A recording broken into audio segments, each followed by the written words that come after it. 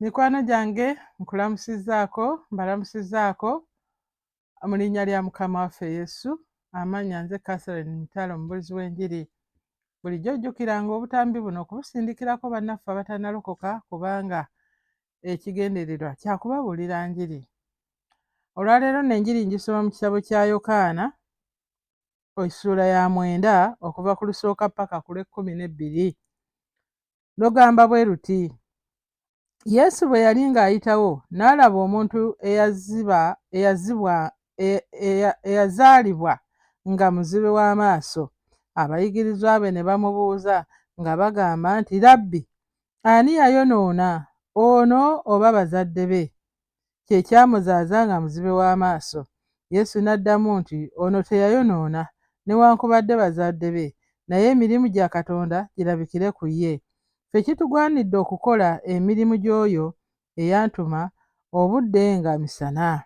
Ekiro kijja omuntu w'atayinziza kukolera. Bwe mba mu nsi ndi musana gwa nsi. Bwe yamala okwogera bw'atyo n'awanda amalusu ku ttaka, n'atabula ettaka n'amalusu, n'amusiiga ettaka ku maaso, n'amugamba nti, genda onaabe mu kidiba kya Siruwaamu, ekitegeeza nti eyatumibwa. Awo n'agenda n'anaaba, n'akomawo ng'alaba. Awo baliraanwa be ne bamulaba, abaamulabanga edda ng'atudde ng'asabiriza, ne bagamba, si ye wuuno eyatuulanga ng'asabiriza? Abalala ne bagamba nti nedda. Abalala ne bagamba ye wuuyo. Abalala ne bagamba nti nedda, naye afaanana naye. Ye n'abagamba nti, nze nzuuno. Awo ne bamugamba nti, kale amaaso go gaazibuka gatya? Ye n'addamu nti, omuntu ayitibwa Yesu yatabula ettaka n'ansiiga ku maaso, n'aŋŋamba nti, genda ku Siruwaamu onaabe. Awo ne ŋŋenda ne ndaba ne nzibula. Ne bamugamba nti, ali ludda wa? N'agamba nti, simanyi. Mukama yeebazibwe. Tulaba olugero luno lutuufu lwaliwo Mukama waffe bwe yali ng'atambula, kubanga tujjukire nti Yesu yali ng'atambula ng'abuuliranga enjiri. Ku luno yatambula era n'alaba omuzibe w'amaaso. Omanye abalina ebizibu oba ebizibu byo gwe mulimu gwa Mukama waffe Yesu. Egyo gy'emirimu gye, naddala egyamuleeta ku nsi. Era bwe yalaba omuzibe w'amaaso ono, abatume ne bagezaako okulowooza nti yayonoona. Naye Yesu n'abagamba, ono teyayonoona, newankubadde bazadde be tebaayonoona nga bwe mukirowooza. Naye emirimu gya Katonda girabikire ku ye. Emirimu gya Katonda girabikire ku ye. Njagala okugamba nti kikyayinzika okuba nga eyo embeera gy'olimu, emirimu gya Katonda gigenda kulabikira ku ggwe. Tubeera mu mbeera enkakali ne twewuunya bwe tunaazivvuunuka, amagezi ge tusaze gonna nga gakomye, ebigambo bye batuwaddemu amagezi byonna nga bikomye, ne bye twasoma nga bikomye, ne bye twayiga obuyizi nga bikomye, na buli kimu nga kikomye, ne bazadde baffe n'eŋŋanda zaffe nga batusobeddwa. Naye nga mu kusoberwa okwo, emirimu gya Katonda gigenda kulabikira mu ggwe oba ku bizibu ebyo by'olina, nga Katonda bw'atyo bwe yakiteekateeka nti ku lunaku olwo ndiraga ensi amagero g'enkola, nga nnyima ku bizibu by'omuntu ono, nga nnyima ku byonoonese ku muntu ono, ku bulamu bwe, engeri gye buba bubaddemu bwonna. Kaakati n'abagamba nti teyayonoona, wabula emirimu gya Katonda girabikire ku ye. Waliwo abantu abalina ebintu nga baazaalibwa nabyo oba nga twazaalibwa nabyo nga naye bizibu, nga abalala batulaba bagamba nti oba bazadde be baayonoona, oba eno yayonoona. Kweganga tuli mu mbeera embi abantu ze basobola okuba nga beetegerezza, kubanga waliwo embeera nga tewali azimanyi z'oyitamu, nga teri azimanyi, nga gwe wekka n'ab'omu nnyumba yo be bazimanyi. Ne waliwo embeera kati ng'eno, omusajja yali muzibe w'amaaso, ate okusinziira batusomye olugero luno n'ekyalo kyonna kyali kimanyi, n'abalala nga bamanyi nti omusajja owaawo, omusajja oyo muzibe w'amaaso. Era olaba nti ye mu kuzibula amaaso teyakoowoola mukama waffe. Mukama waffe bwe yamala okubuuzibwa ebibuuzo ebyo, abayigiriza bwe baamubuuza nti ono yayonoona oba bazadde be, n'awanda eddusu ku ttaka n'atabula. Ku luno teyakola ki?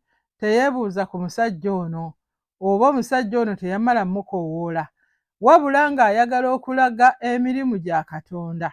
Waliwo emirimu Katonda mukama waffe gye yakola mingi, ng'asaasira abantu bave mu mbeera embi, ng'abalabye n'abatunuulira n'abasaasira n'agamba kambeeko kye nkola, n'abayamba okuva mu mbeera eyo. Naye ono ye yamukolera bukolezi emirimu gya Katonda girabikire ku muzibe w'amaaso. Munnange kyandiba ng'ebizibu by'oyitamu, okubonabona kw'obonyebonye n'embeera zonna, nga Katonda ayagala emirimu gye girabikire ku ggwe. Omusajja ono teyali mulokole, kubanga Mukama takolera balokole bokka, naye akolera bonna baasaasira, n'abo baayagala emirimu gya Katonda girabikire ku bo.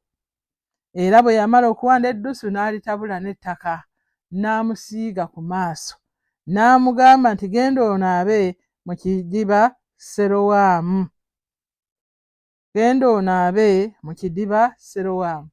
Mukama ng'anaakola emirimu gya Katonda girabisibwe, abaako paati gy'akola, ate naawe n'akulagira obeeko paati gy'okola. Ekitegeeza bw'otuukiriza kyakugambye, emirimu gya Katonda girabika. Naye bw'ogaana n'ogaa nti kakati ate ansiize ettaka, yandibadde ankwatako bukwasi, kati ate enfuufu egenda kwongerera ddala kunkola bubi, kati kwegamba wabaawo omuntu nga ayinza okurizoninga n'atakola Mukama kyamugambye, nga ggwe bw'onoobaawo ng'olina obuzibu, naye Mukama n'agamba nti gende wa musumba oli akusabire, genda olokoke, genda oyatule ebibi byo, genda weenenye, genda okole bw'oti ne bw'oti. Naye bw'obipimapimamu nga bya wansi nnyo, kweganga tebitegeerekeka ne magezi go nga tosobola kubikuŋŋaanya okumanya ddala nti bisobola okukola.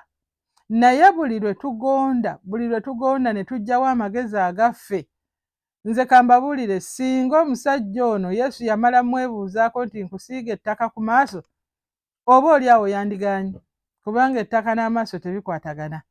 Naye yakikola bw'atyo, n'amusiiga ettaka ku maaso nga tamwebuuzizzaako. Naye ate ekyaddirira ye yalina okukikola omusajja oyo. Olina ebizibu by'olina, Mukama mwetegefu obikolako, naye agamba jangu gyendi, n'otandika kati ate okujja gy'oli, kati ate kinajjawo ebizibu byange, kati ate okujja n'agamba genda mu kkanisa owulire ekigambo kya leero. Naga nti ate kakati ekigambo kati newaffe tukiwulira, n'oleeta okwewolereza kungi ng'amagezi go bwe gakugamba. Naye bw'okwata ekiragiro kya Katonda, oba ky'omubuuliza oyo Mukama gw'akutumidde, ojja kuzibula amaaso. Omusajja bamugamba genda olabe mu kidiba kya Serowaamu, ekitegeeza nti yatumibwa. Awo n'agenda n'anaaba n'akomawo ng'alaba. Singa teyanaaba teyandikomyewo ng'alaba. Era singa yagenda bugenzi ku kidiba kya Serowaamu n'ayimirira awo, n'agaye ekindeese ki n'agenda nga abalala bakola bulijjo, agenda n'asalawo n'ava waka n'ajja mu kkanisa, naye olutandika okuyimba n'okusaba n'okubuulira naga ye nkola ki wano, n'agenda ku bbiya, n'agenda mu birala byonna n'agenda. Naye omusajja ono teyakoma ku kugenda ku Serowaamu, naye yanaaba n'okunaaba mu maaso. Simanyi bwe yakikola kuba yali buzibe, naye ndowooza yafuna baamuyambako, oba yekka yagenda ng'atambula ng'engeri ye gye yatambulangamu. N'anaaba kubanga kye kyali ekiragiro, n'akomawo ng'alaba. Awo baliraanwa be, lwe lunyiriri olw'omunaana, baliraanwa be ne abaamulabanga edda ng'atudde ng'asabiriza ne bagamba nti si ye wuuno eyatuulanga ng'asabiriza? Abalala ne bagamba nti ye wuuyo, abalala ne bagamba nti nedda, naye afaanana naye. Ye n'abagamba nti nze nzuuno. Baabuusabuusa naye n'abagamba bannange, temutawaana kuwakana, nze nzuuno, kubanga kati alaba. Njagala okubuulira nti bw'onoogondera ekigambo kya Katonda, ebiddako bijja kwewuunyisa abalala, era bwe biba bibadde bikwasa ensonyi otandike okuvaayo ga nze nzuuno, nze mbadde mbeera bweti, kwegamba nga tekyali yakwekweka. Kubanga bannaye waliwo embeera ezimu nga twekweka bwekwesi, toyagala ekyo bakirabe, toyagala bakimanye ekyakutuuseeko, toyagala. Naye ekiseera kigenda kutuuka ng'abantu balabawo enjawulo, bagambe si ono eyanywanga omwenge, obagambe yenze. Awo ne bamugamba nti kale amaaso go gazibuka gatya? Abantu nga beewuunya, kale wava otya ku mwenge? Kale gwe yayagalanga amasabo wagavaako otya? Kale gwe ataayisanga sikaati leero nga zikuyitako n'emmini naki nga byonna bikuyitako? Gwe ataalekanga kintu kya banno mu luggya n'olw'ebintu bya banno n'obitwala ewuwo, wabaaki? N'addamu nti omuntu ayitibwa Yesu yatabula ettaka n'asiiga ku maaso, n'aŋŋamba nti genda ku kidiba, genda ku Serewaamu onaabe. Awo ne ŋŋenda ne naaba ne nzibula.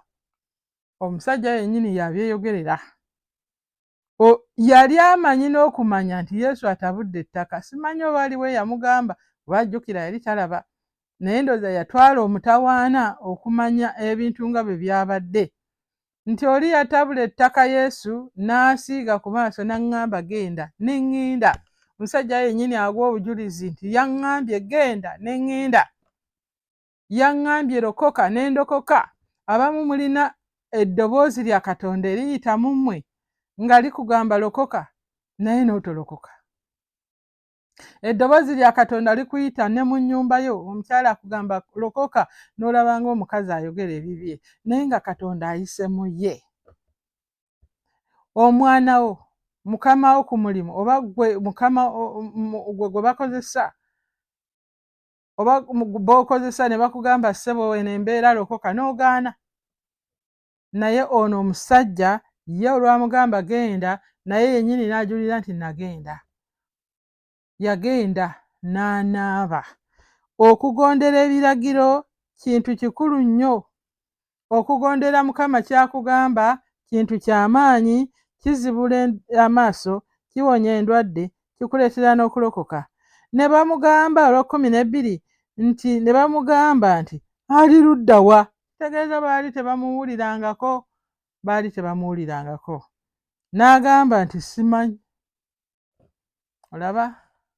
Ye bwe yazibula amaaso yagenda waabwe n'akola byonna kwegamba nti bamulabe, naye nga omusajja ekikulu kye tumuyigirako kugondera kye bamugambye. Naawe leero n'ogonda.